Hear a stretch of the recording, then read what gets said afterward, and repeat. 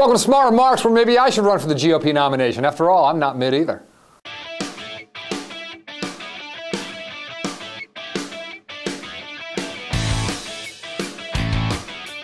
If you've been watching the Republican debates and the race for the GOP presidential nod, you've probably been laughing as hard as I am. You know, you've got Mitt Romney, the guy who's going to win the nomination, and you've got everyone else. But of course, conservatives are all outraged and they hate Romney. So they're engaged in this desperate search for someone to knock Romney off course. It's a flavor of the month type of thing. First we had Michelle Bachmann, but she didn't last long, thank God. Then we had Rick Perry. Hey, Rick Perry's going to be the man to beat. He's going to be tough to beat. It's not. Then we had Herman Cain, who seemed to be riding along fine until those sexual harassment allegations surfaced. And then earlier this month, there was a video of an interview he did with the Milwaukee Journal-Sentinel newspaper. Really, look it up on YouTube and check it out. It's quite the train wreck. No, that's a different one. So Cain's probably toast, and now we have a new Not-Mitt flavor of the month. I give you, ta-da!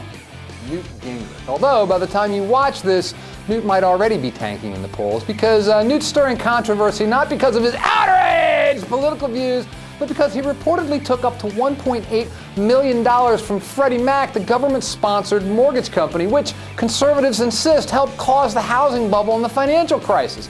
Gingrich apparently had 2 contracts to quote-unquote advise Freddie Mac. He says he was merely a historian and told Freddie Mac its policies were insane. Freddie Mac, as you might imagine, disputes that account. And I find it fascinating because, you know, the right wants to blame the crisis on the likes of Freddie Mac and Fannie Mae.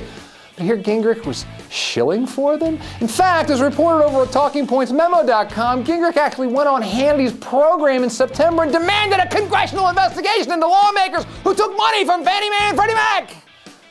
Apparently he wanted to get himself on the stand. So you can see why this whole Not-Mitt thing is a problem. Conservatives are desperately seeking somebody or anybody who can knock Mitt off stride, but it ain't happening, and here's a news flash, it won't. Gingrich will fade, and then we'll have a new Not-Mitt flavor of the month. You know, maybe that's why Rick Santorum is hanging around. It'll be his turn next, right?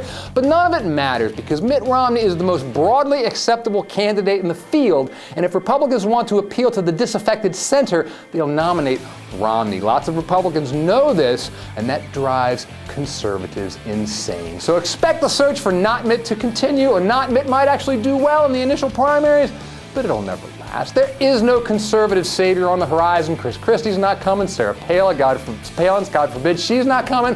What we see with the conservative field is what we're going to get. And the more we see of it, the better Romney looks.